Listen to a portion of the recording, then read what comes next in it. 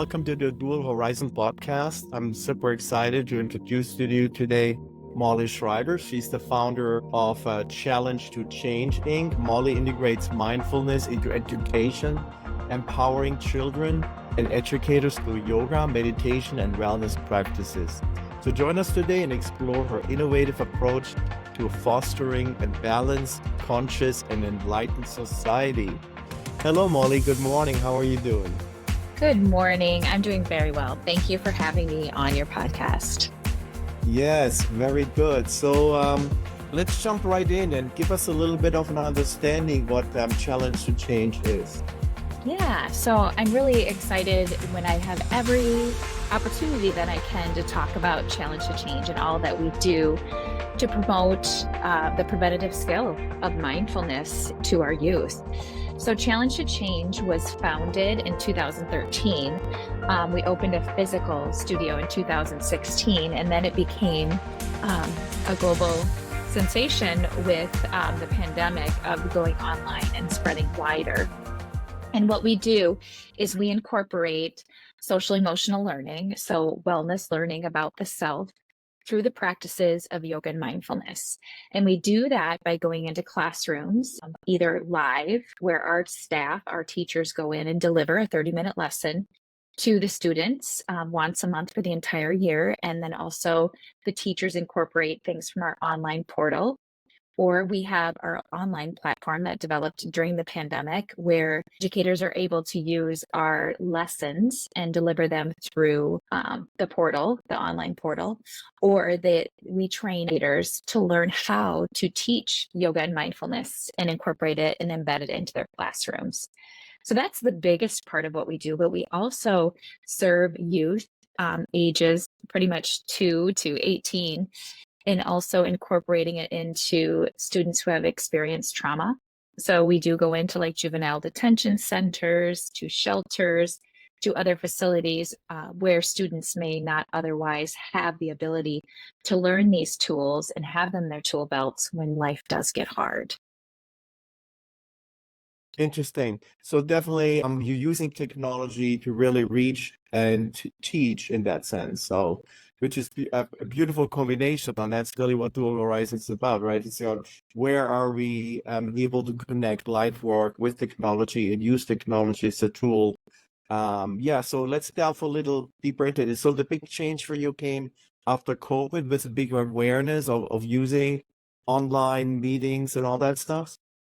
Yeah, so I think brain health came to the head during the pandemic is, when students were in the United States of America locked down from going into schools in the months of March, April, and May, we knew we had the perfect solution for helping students develop some mindfulness techniques, whether it be breath practices, movement, mantras, affirmation, just mindfulness techniques in general, that we decided to take the curriculum that we had that we were delivering live in schools and take them onto an online platform. And it was a big sensation, and it's taken us to the next level with things. So technology is amazing in so many ways that it can expand you from just your little corner of the world to reach so many more people. And in our case, young youth learners in need of preventative tools.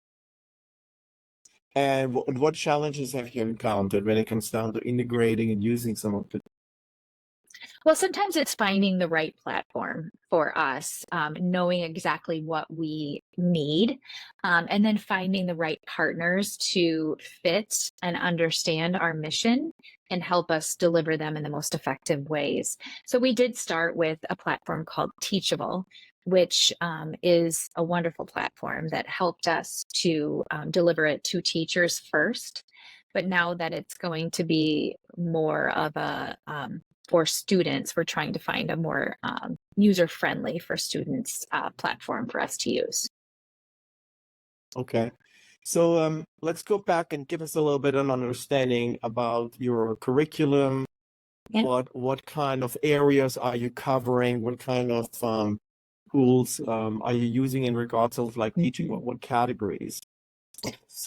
So that's a great question. In our curriculum, we use what we call our secret sauce, which is the 5 parts of practice. So every single lesson no matter if it's year 1 of our elementary curriculum, year 3 of our middle school curriculum, or year 2 of our high school curriculum, follows the 5 parts of practice. And the 5 parts of practice are always the same. And so the students understand and know what's coming, but they're always different techniques within those 5 parts of practice. And the first part is the seated practice. So for elementary learners, it might be introducing them to the concept of breath, or using a mudra to help them acknowledge how they're feeling at that moment, and use a mudra to sit with and breathe. In middle school, it really dives into emotions and naming it to tame it. And then the second part of practice is the movement piece. And the movement is where we bring in the yoga. So it may be doing the sun salutation. It may be doing a yoga flow to a popular song, but there's movement involved, that the magic of movement comes into the practice, because our brain a lot of times needs an interrupter when we're having a pattern of negative thoughts. The best form of an interrupter is moving your body. And so we use yoga as that modality. The third part of practice is called the heart of the lesson. And during the heart of the lesson is where we bring the concept that we're teaching. So for instance, right now we're filming our year 6 curriculum, and that is all about grit. It's all about taking so many of the pieces that you've learned and incorporating those tools of mindfulness, breath work, mantras, affirmations, being an emotional scientist of self, and implementing the concept of grit. And so it's what we're bringing across. So in our early lessons for our early learners, it's all about how you can move your body to interrupt those thoughts, like I talked about. It may be a children's book that we use to teach. Challenge to Change has published many children's books that go along with our curriculum that help us deliver the concepts. So that's the heart of the lesson. And then the fourth part is called the guided mindfulness practice. And this is the favorite part, especially in our elementary classroom deliveries. And the guided mindfulness practice is a meditation. So it's a recorded, we call it yoga story. And it incorporates the concept that is being taught. And then they take what's called a yoga nap. So when we go live into schools, we put eye pillows on the children's eyes, and they lay there and they listen to the yoga story. And then the fifth part of practice is called the close of practice. So anyone who's in education knows that a good lesson and curriculum has a strong opener and a strong close. And the close is an affirmation that is taught to them that they can repeat over and over again that relates to the concept that's being taught. So it may be as simple as a phrase of "let peace begin with me" that has finger motions or hand motions to it, to help them know that they can have that simple arm movement, finger movement, and repetitive phrase in their mind to help them know that peace can begin with them. So that's our secret sauce that is really delivered in every single one of our lessons, no matter if it's a pre-K lesson, it's a middle school lesson, a high school lesson, or even in our mindfulness and healthcare when we work with adults. Yeah, beautiful. Well, I think it's so important that you even incorporate those triggers in order to calm oneself down. What's been the feedback and experience from the students? I'm curious. We really talk about it being preventative and it being like a muscle that you need to practice. You need to practice as much as you can, because you don't want to practice these tools when you're in a difficult situation. You want to practice it so that when you get to that difficult time, you know exactly what to do and your body knows how to respond. So it's just like when we do push-ups, we wouldn't go to a push-up competition and expect to give 50 perfect push-ups in one setting. In that setting, we would practice every day. And so we teach the students that it's something that you want to do a little bit of every day at different types of times of your day. And then when it comes to those hard times, you're able to do it successfully. And the students share with us, like when we come in the next time for a lesson, "Oh my gosh, when I got so upset with my sibling, I went into my bedroom and I did the infinity breath and I did it 17 times. And then when I came back out, Mm. I knew exactly what to say to my siblings." So we get a lot of that feedback. But we also do some measurement and evaluation on our curriculum as well. Right, right. To kind of get like specific analysis and feedback mechanisms back from that perspective, I guess. Yeah, interesting. So to me, it's very interesting because I mean, I typically associate, let's say, from the school system that typically, yoga and all this could fall under some kind of religious doctrines and all that. And basically, you want to separate it from the state teaching and all that stuff. When we initially spoke, that was obviously one of my questions. So give us a little bit again of that understanding on why you're able to do that and how that works. And because I want to open up the platform for people who are maybe, hey, I like this, though I like the idea of introducing something like that, or even contacting you to integrate your teachings into their school system. So give us an idea about that. That's a great question. And I'm really glad you brought that up because that often is something that's asked. And so it's all about education. It's all about educating people that yoga is a philosophy, not a religion. And it's not meant to be anything but a philosophy. You, if you have a religion, you're welcome to incorporate your religion into the philosophy, but it's not meant to say you have to be Catholic, you have to be a Hindu, you have to be a Buddhism, into Buddhism. You don't have to have a religion to practice yoga because it's a philosophy, it's a way of life. It's about how you treat yourself and how you treat the world around you. And it's stated in the 8 limbs of yoga that, there is an eightfold path to follow if you would like to become the best version of yourself.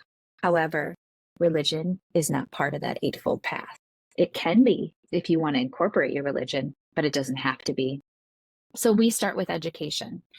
We do a lot of training. So we teach people how to do what we do. But if we simply go in and in-serve as teachers before we go into the schools, we do answer that and talk about that.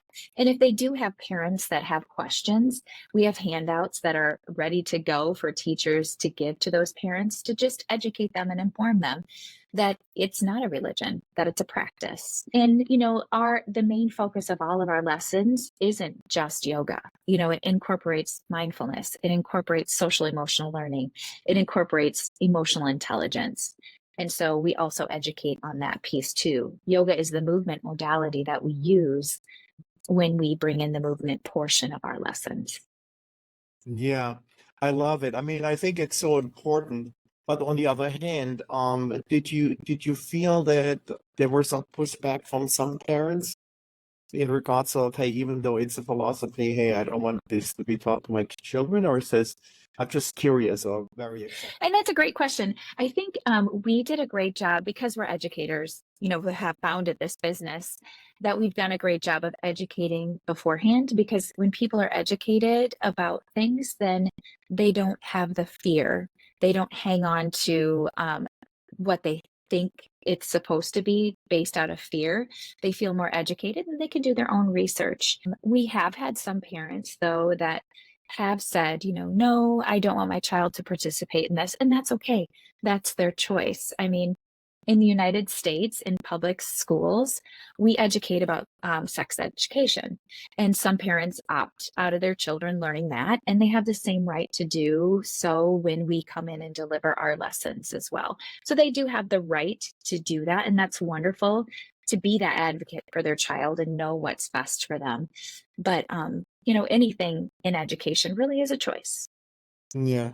And what states are you operating in? So currently we're based out of Dubuque, Iowa. So we're in Iowa. We do have schools also in Wisconsin. We have a couple in Illinois, and we have one in Spain as well. We also are starting to expand through what we call our affiliate program, which is where people who have taken our 95-hour training, which is teaching them how to teach yoga and mindfulness to our youth. So that's our specialized training that we have at Challenge to Change.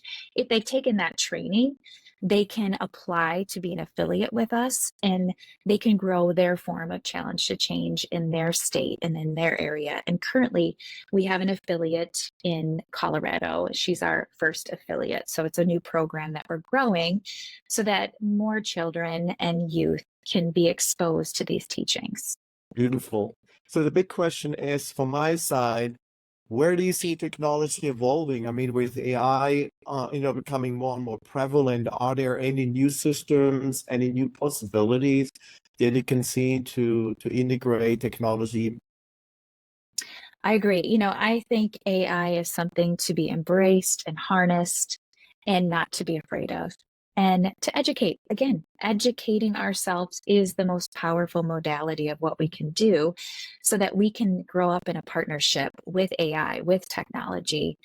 I do see us, we're currently uh, in the process of rebranding everything that we do, which is a very heavy lift because we have so many different places we're in. If you check out our website at www.challengetochangeinc.com, you'll be able to see all that we do in the workplace and healthcare and schools and facilities, and you'll be able to see everything that we've had to rebrand. And with that, we're also coming into a new platform through a partner company that we're using to help us like upgrade our videos and our platforms so that we are able to better deliver to the world. Amazing. Beautiful. So you already mentioned your website, Challenge to Change Inc., Yeah. right? So Yes. that's how people can find you. All right, amazing. Do you have any closing thoughts for us? What's on the horizon, or give us some final thoughts. Well, when we spread yoga and mindfulness, we always leave people with one phrase. And that phrase is, how are you going to make the world around you better than you found it? Because I believe that's our duty as we practice the Eightfold Path of Yoga and as we practice mindfulness, is to continue to strive to make the world around us better than we found it, better than we found it for our future generations. Because that's what we're doing at Challenge to Change, is we're delivering these tools of yoga and mindfulness, of social emotional learning, of personal empowerment, of emotional intelligence, so that our next generation is just a little bit better than us, right? So that they're able to embrace the technology, to embrace AI, to embrace all of these beautiful things in our world, but they need to have a beautiful world to live in as well. Well said, well said. Thank you so much, Molly. It was very enlightening. I hope people connect with you on your website and to find out and learn more how to integrate your program into potentially their school. So, all right. Thank you so much. Until the next time. All right. I appreciate you. Thank you.